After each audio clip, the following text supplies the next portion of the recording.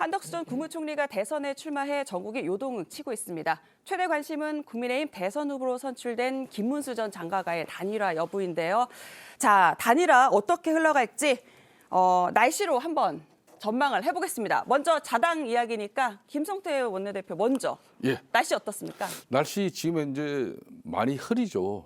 그리고 흐리다. 천둥, 번개, 여기에 폭우까지 내리치면서 이제 그런 가운데 이제 맑은 햇빛을 봐야 될 건데 문제는 햇빛을 보는 시간이 너무 나중이에요. 그 안에 지금 현재 천둥, 폭우, 낙뢰까지 다 내리치기 때문에 정말 지난한 가정이 될 것이다. 김 원내대표는 흐림이라고 말씀을 하셨는데 우 원내대표는 어떻게 예상하세요? 지금 바다에 아주 거센 파도가 일고 있고요. 바다의 거선 파도. 예. 강풍주의보까지 내려져서 이 배가 단일화라는 배가 앞으로 나가기가 쉽지 않습니다. 저는 이 파도와 강풍에 휩쓸려서 좌초할 가능성이 매우 높다. 좌초할 가능성도 있다. 그런 날씨로 저는 보고 있습니다.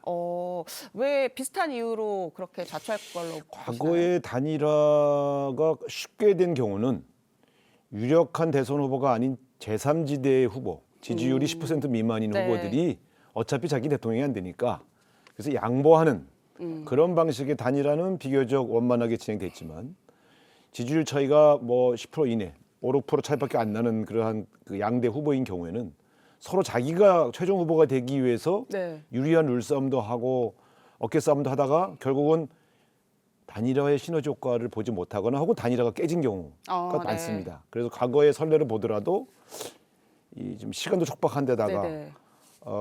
두 후보의 경쟁력이 엇비슷하다고 저는 보기 때문에 저는 이게 쉽지 않을 것이다. 좌초할 우려가 매우 크다. 두 후보의 경쟁력도 비슷비슷하고 근데 시간도 지금 그렇게 여유 있지 않고 이런 상황이다 말씀을 주셨는데 일단 국민의힘은 단일화 추진기구를 설치해서 논의를 좀 본격화하려는 분위기입니다. 말씀하신 대로 핵심은 단일화 범위나 시기 등일 텐데요. 어떤 방식이냐에 따라서 승자가 갈릴 수 있기 때문입니다. 이 16대 대선으로 좀 가보면 16대 대선 당시 이 대선판을 뒤흔든 노무현, 정몽준 단일화 이것도 빼놓을 수가 없습니다. 일단 한덕수 전 총리와 김문수 국민의힘 후보의 단일화 모델로도 지금 거론이 되고 있습니다. 당시 주요 장면 먼저 보고 오겠습니다.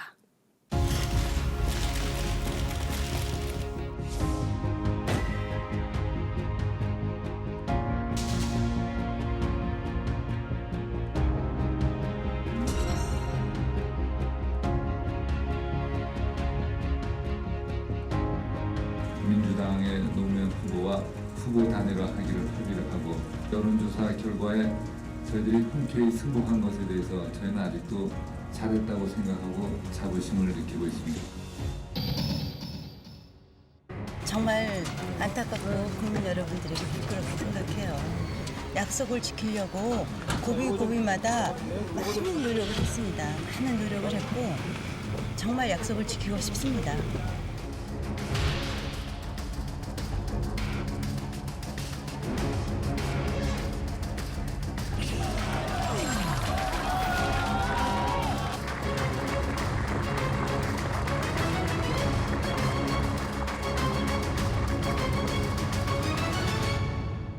우 대표님, 2002년 당시 이제 노무현, 그다음 정몽준 단일화 이때와 이제 현재 상황을 좀 비교를 해보려고 하는데 왜 이번 단일화에서는 노무현, 정몽준 단일화를 거론하는 거라고 보세요?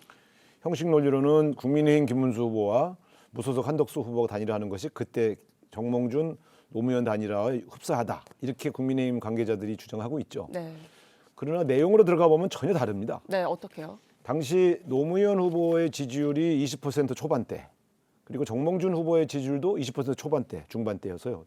어떤 경우는 정몽준 후보가 노무현 후보보다 앞서는 결과가 나왔어요. 그리고 두 분은 지지의 기반이 전혀 달랐습니다. 네. 그렇기 때문에 두 분의 단일화는 이회창 후보를 꺾을 수 있는 필승 카드로 보이면서도 시너지 효과를 낼 수 있었다. 그렇습니다. 네. 두 세력이 만나는 시너지 효과가 있는 거죠. 거기다가 여론조사 방식의 단일화라는 것이 처음 시도되는데 네. 굉장히 극적인 효과를 발휘했죠. 그래서 네. 지지율에서 뒤지던 노무현 후보가 단일화 방식에 통 크게 양보하면서 갑자기 지지율이 솟아서 결과적으로는 노무현 후보가 정몽준 후보를 앞선 결과가 나와서 단일화가 됐는데 또 마지막에 이제 물론 단일화가 이제 그 지지를 철회했습니다만 지금 한덕수 후보와 김문수 후보는 지지 기반이 사실은 겹쳐요. 네. 그래서 같은 지지 기반 중에서 누가 더 앞서냐 뒤지냐의 그런 싸움을 하고 있기 때문에 단일화의 시너지 효과가 네. 크지 않다. 근데 이제 한 가지 비슷한 건 있어요. 어떤 게 있을까요? 당시에 노무현 후보는 비주류 출신의 네. 대통령 후보였어요. 그렇죠. 당내 기반이 약했어요.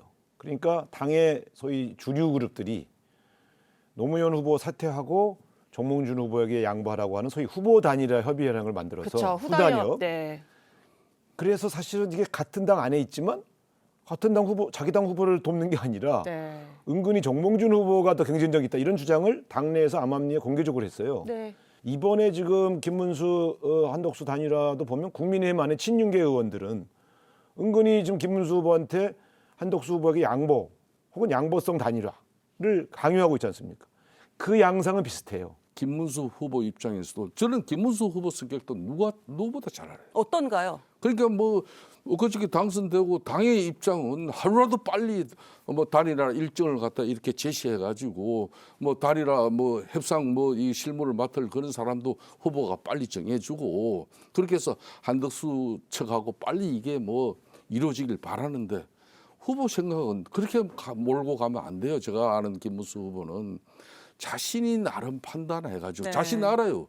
자신이 국민의힘 후보가 되기까지는 이 한덕수 대응하고 단일화를 바라는 그런 많은 당원들과 국민의 뜻이 일정 부분 여기에 많이 반영되어 있는 걸 압니다. 네. 그걸 모르는 사람이 아니에요. 저버릴 사람도 아니다. 저버린 사람 절대 아닙니다. 네. 그렇기 때문에 또 그러니까 한덕수 대행 입장에서도 이걸 뭐 좀 협상이 좀 시간이 길어진다고 해서 나 이 제끼려고 하는 거 아니야 이렇게 의심하고 금방 또 드롭할 사람도 아니에요. 네. 그러니까 주변에서 너무 서둘지 말아라 이게 이 후보들 나름대로 깊은 생각이 있어서 나름 또 때와 또 시기가 있는 건데 저는 개인적으로 김문수 후보가 단일화 절대 하지 않을 사람이라고 믿지 않습니다. 합니다. 할 사람이다. 합니다. 그 대신 당 사무처나 실무적으로 대선을 준비하는 사람 입장에서는 이 공보물에 사진도 넣어야 되고 유세차도 지금 발주를 내야 사진 넣고 어느 후보로 넣고 사진을 내야 이게 유세차가 제작되고 뭐 이런 건데 그럼 시간이 턱없이 부족하죠. 네. 그렇지만 기다려줘야 됩니다. 그러면 이렇게 여쭤볼게요. 11일 후보 등록되기 전까지는 좀 어려울 수도 있다라고 아까 날씨 흐름이라고 말씀하셨는데 흐립니다. 그러면은 25일까지 되지 않으면 거기가 대드란이죠. 거기는 이제 선관위에서 중앙선관위에서 네. 투표 용지가 이제 인쇄 들어가는 날이니까 그렇죠. 그때는 그 안에는 해야죠. 무조건 그때는 25일은 된다. 좀 너무 근데 늦어요. 이게 이런 네. 거예요. 이제 결국 등록 전 단일화냐, 등록 후 단일화냐.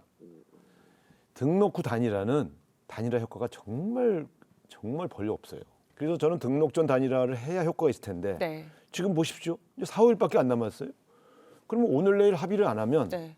단일화 못 하는 거예요. 누가 일방적으로 양보하지 않는 한 여론조사 할 시간조차 없잖아요. 네.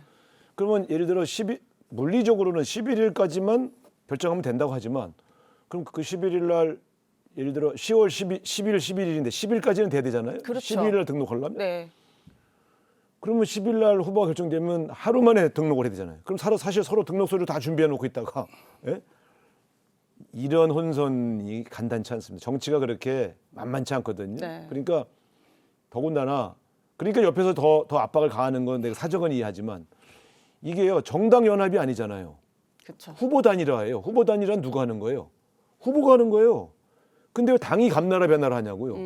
후보가 결정하는 것이 후보 단일화입니다. 그러니까 당시에 정몽준 노무현 단일화도 정당이 옆에 있었고 세력이 있었지만 마지막에 최종 결정은 전부 노무현 후보가 결정을 한 거예요. 후보에게 결정권을 주고. 그렇죠. 네. 그래서 후보 단일화인 거거든요. 근데 지금 보면 형국이 김문수 후보가 결단을 해서 하는 형국이 아니라 옆에서 압박을 넣는 방식으로 비춰지니 네. 김문수 후보 입장에서는 자기 체면도 있고 자존심도 있는데 네.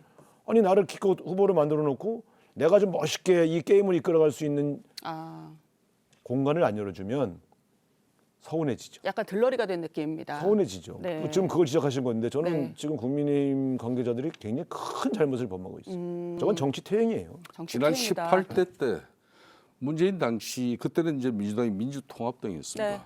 민주통합당 이제 후보로 이미 이제 문재인 후보는 민주당 내에서 압도적인 이제 후보가 돼 있었어.